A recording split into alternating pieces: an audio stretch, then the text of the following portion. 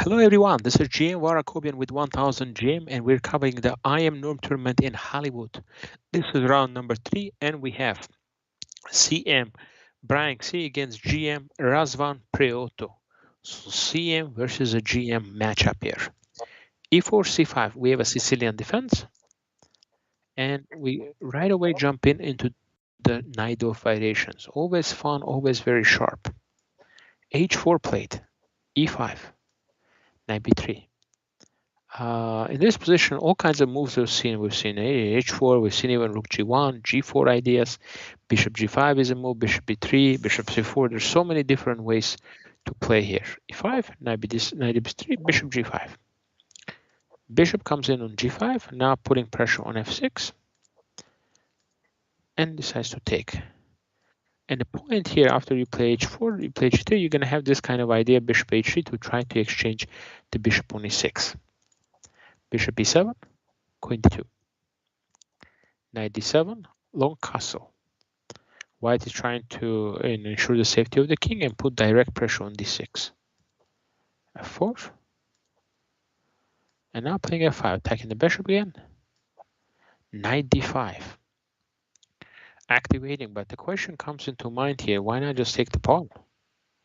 I know this move wasn't played, but why not just take the central pawn and attack the queen? Queen G2, Knight F6. Take on E7, king takes E7. And yeah, it's still a little bit complicated, but I think black should be okay here with the extra pawn like H5, G4, and G4 here. So, but instead he played takes, Queen D5, G4. Okay, G4. Okay, I kind of would have liked to bring the knight in here and then play G4 because that also drops the pawn here.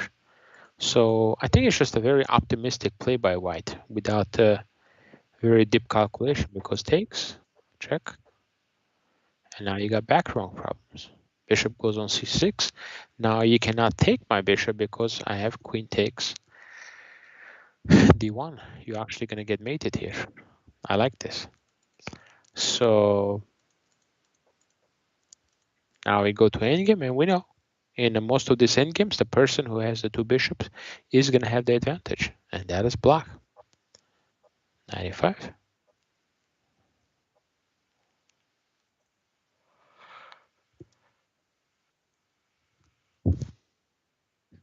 It looks about equal here.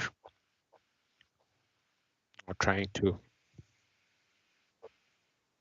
preserve the bishops, winning a pawn.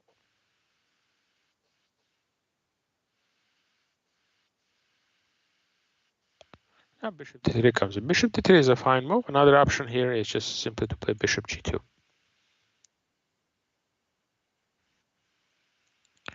Yeah, and here is the mistake. I'm not sure why he didn't just simply take with this.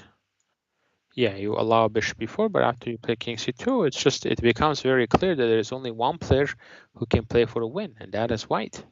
Okay, obviously trading the bishops on d2 would be a big mistake. Takes rook d3. That's just a winning position.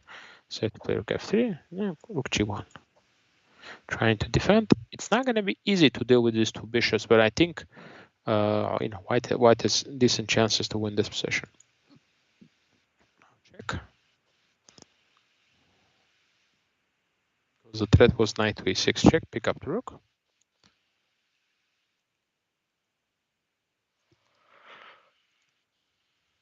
Rook c1.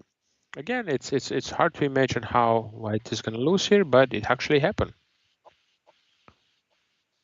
Two bishops started to get active. Now g4 is under attack.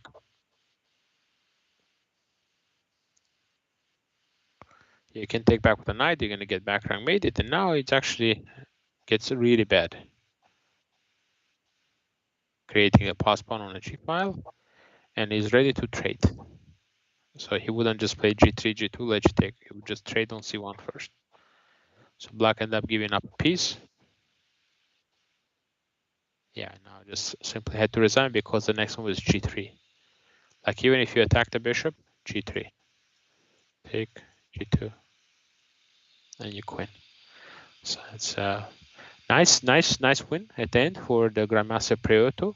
Definitely Brian had some chances in this game, but at the end, Grandmaster was able just to be more accurate and prevail in this complicated Sicilian position. Thank you guys for watching this game, and we'll be back with more game analysis. Bye-bye.